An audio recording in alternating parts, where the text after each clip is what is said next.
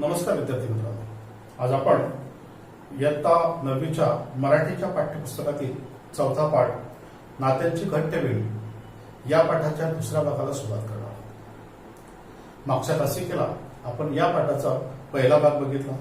या पाठाच्या लेखिका आहेत मीरा शिंदे। मीरा शिंदे यांनी मूल जेव्हा जन्म घेतं तेव्हा त्याच्या सभोवती एक नात्यांची घट्टबेडी, एक माळा तयार होत असते। त्यानंतर मीरा शिंदे यांनी या नात्यांना रेशमाच्या धाग्यासारखं म्हटलं आहे की कधी कधी ही नाती सहजपणे तुटतात, त्यामुळे आम्ही नाती जपली पाहिजे, नाती सांभाळली पाहिजे असं आम्हाला या ठिकाणी लेखिका सांगतात। नात्यांबद्दल ते म्हणतात की काही नाती ही रक्ताची असतात तर काही नाती ही सहवासातून मिळत असतात। आई वडील आपल्या मुलांना सतत प्रेम देत असतात, सतत त्यांच्यावरती संस्कार करत असतात। वाईट मार्गाला मुलं जाऊ नये म्हणून आई वडील सतत प्रयत्न करत असतात।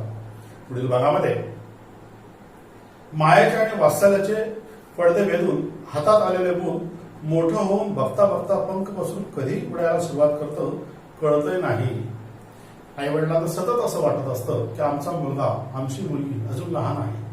ही मुलं लहान अशी मोठी होतात, केव्हा मोठी झाली हे आई वडिलांना कळतही नाही। त्यांना सतत वाटत असतं की हे अजून लहान आहेत, त्यांनी अजून जग बघितलेलं नाही, परंतु ही मुलं मोठी होतात हे आई वडिलांच्या लक्षात येत नाही।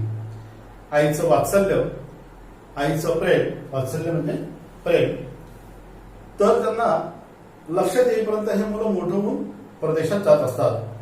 पण त्यांची झेप केव्हा साता समुद्रापलीकडे जायला लागते। साता समुद्रापलीकडे म्हणजे इतर देशामध्ये, कधी उच्च शिक्षणाच्या निमित्ताने, इतर देशामध्ये कधी नोकरीच्या निमित्ताने हे मुलं जात असतात।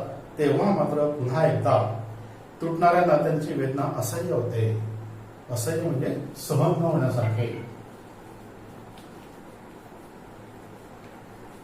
जेव्हा ही मुलं उच्च शिक्षणासाठी किंवा नोकरीसाठी साता समुद्रापलीकडे म्हणजे विदेशात जात असतात तेव्हा मात्र आई वडिलांना असं वाटायला लागतं की ही नाते आम्ही सांभाळली पाहिजे, ही तुटायला नको।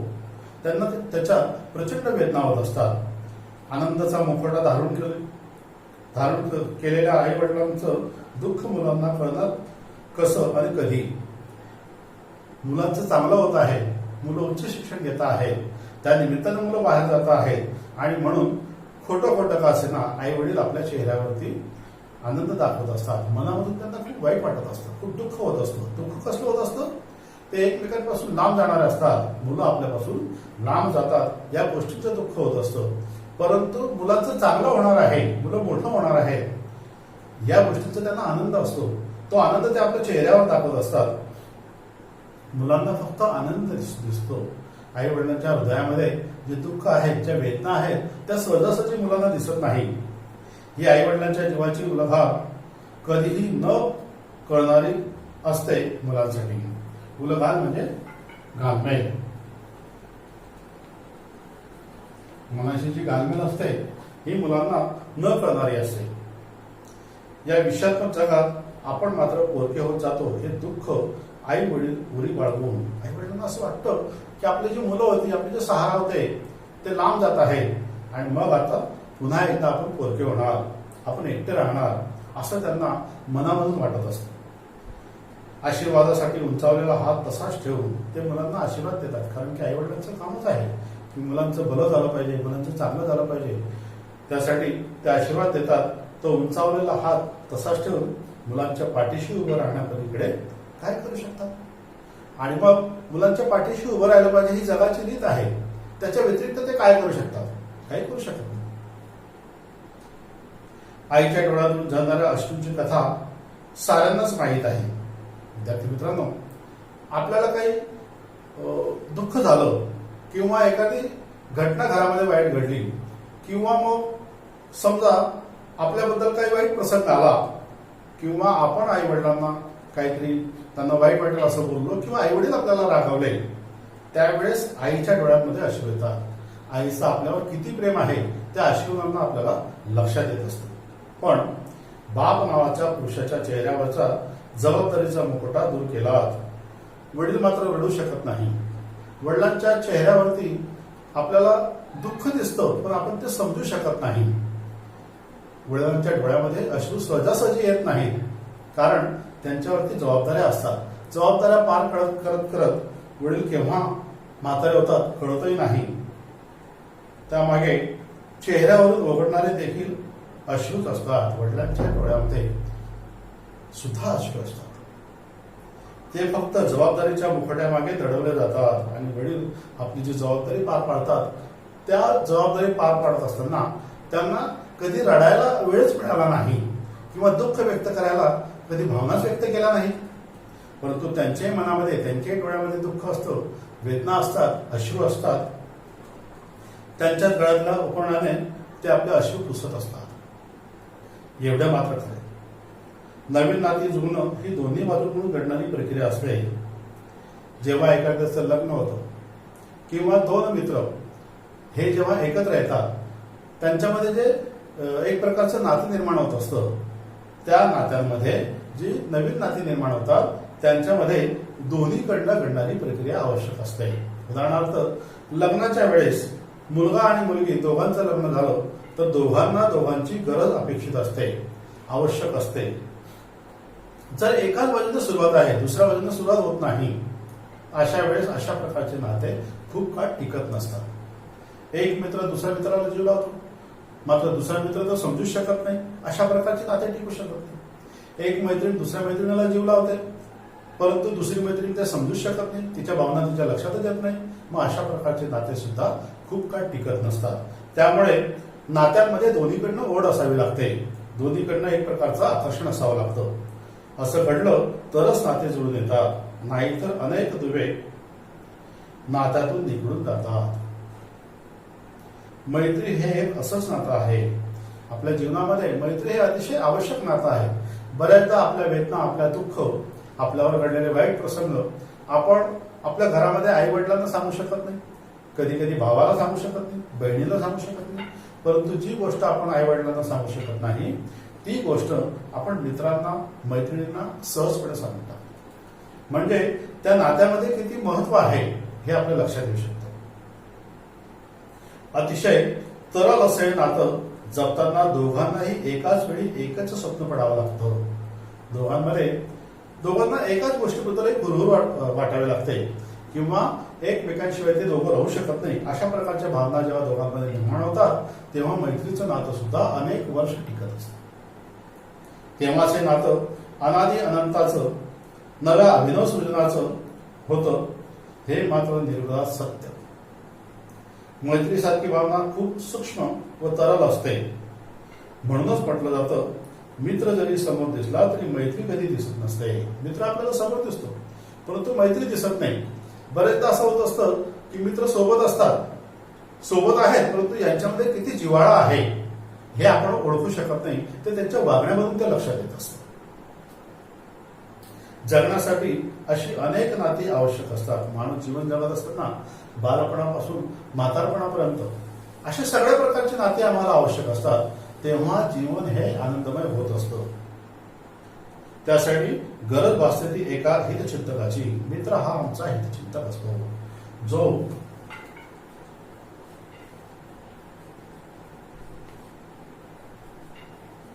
आपल्या मित्राचं सतत हित चिंतत असतो, त्याला हितचिंतक म्हणतात.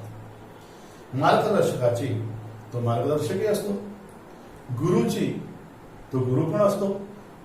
मित्र हा गुरु होऊ शकतो, मार्गदर्शक होऊ शकतो, हितचिंतक होऊ शकतो.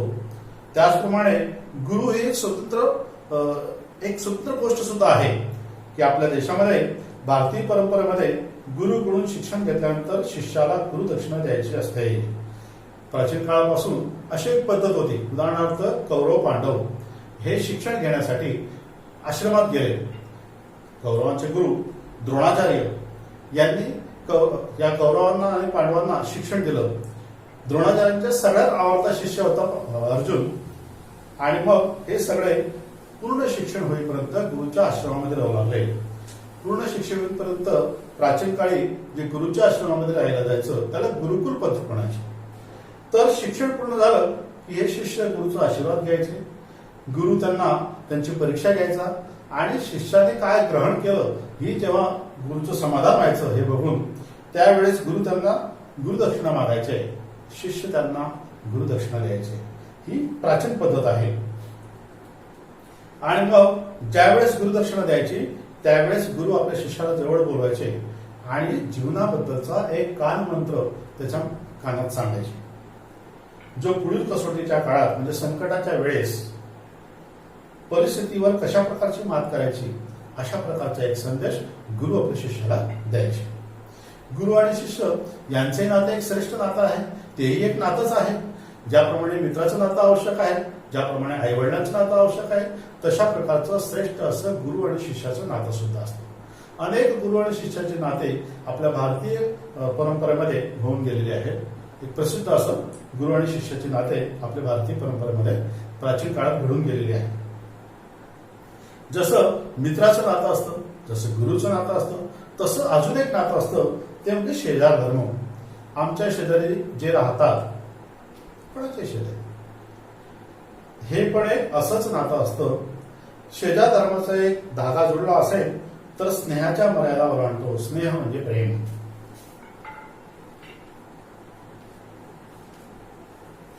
प्रेमाच्या सगळ्या मर्यादा शेजार धर्माच्या नात्यामध्ये ओलांडल्या जातात आणि मग एकमेकांच्या घरची वस्तू एकमेकांना दिली जाते. एकमेकांच्या घरामध्ये काही भाजी झाली असेल, चांगली झाली असेल, ती एकमेकांना दिली जाते. एकमेकांच्या सुखदुःखामध्ये ते सहभागी होत असतात.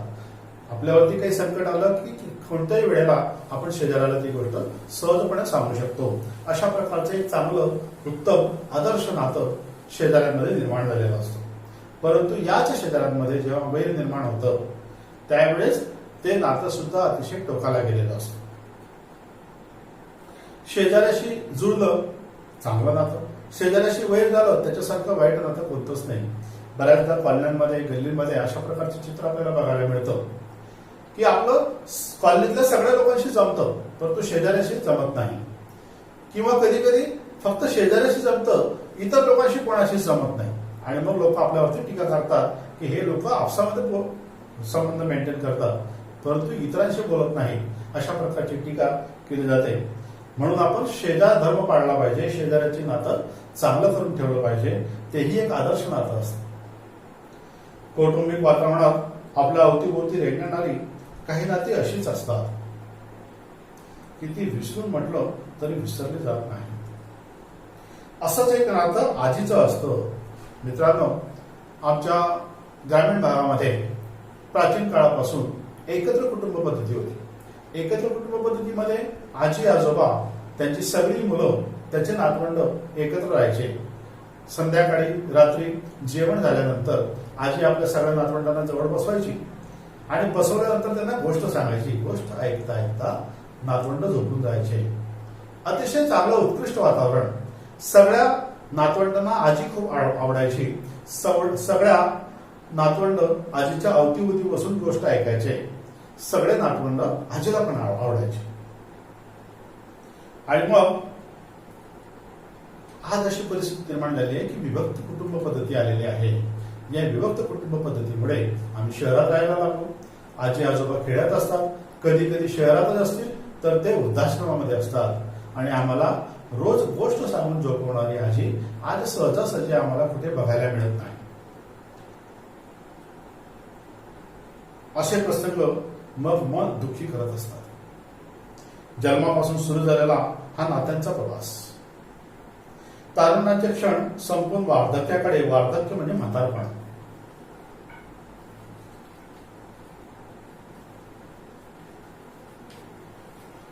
बालपण गेलं, तरुणपण गेलं, प्रौढावस्था आली, आता म्हातारपण. वाटचाल सुरू करू लागतो. या वार्धक्याकडे जेव्हा आम्ही वाटचाल सुरू करू लागतो तेव्हा मागे वळून पाहावेच लागते. किंबहुना हे अपरिहार्यच आहे. अपरिहार्य म्हणजे आवश्यक.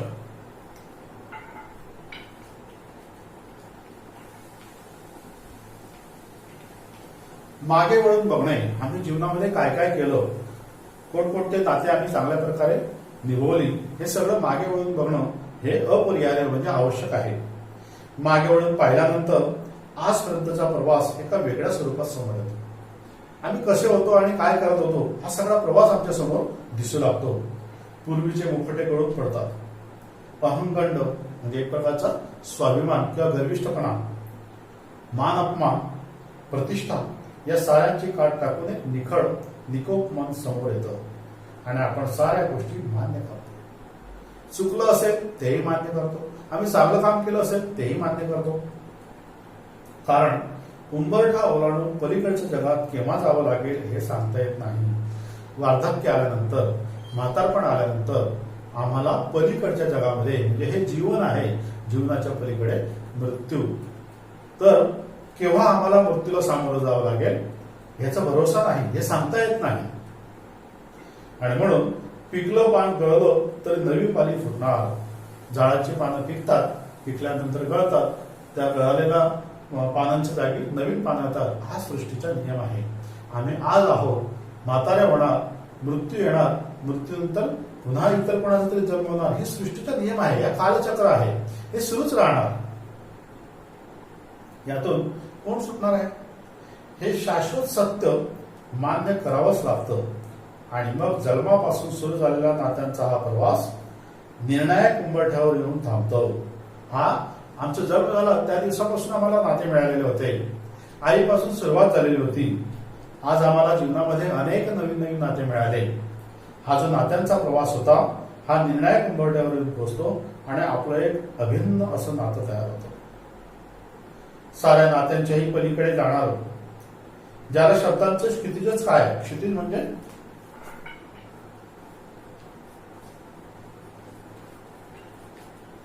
ज्या ठिकाणी आकाश टेकल्यासारखं वाटतं, म्हणजे जिथं काहीतरी संपलेला असा भास होत असतो, त्याच्या पलीकडे पण जग असतं. इथं सुद्धा नात्यांच्या पलीकडे, जिथं आम्हाला वार्धक्य आलं आहे, जिथं आम्हाला मृत्यू येणार आहे, आम्हाला असं वाटतं की इथं सगळं काही संपलं, परंतु त्याच्या पुढे सुद्धा बरेच नाते चालत असतात. पण शब्दांचा आवाळही अपूर्ण पडेल. आपल्या हातून काही निसट चालल्याची ही हुरहुर असली तरी त्याच शेवटामध्ये एक सुरुवातही असते.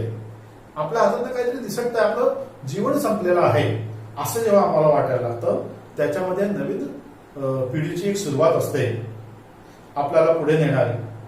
नात्यांची वीण ही अशीच असते, घट्ट पकडून ठेवणारी. आणि जी नात्यांची वीण आहे, हे जे नाते एकमेकांमध्ये जुडलेले आहेत, हे माणसाला, माणसाच्या मनाला घट्ट पकडून ठेवत असतात. जीवनामध्ये नाते अतिशय आवश्यक असतात.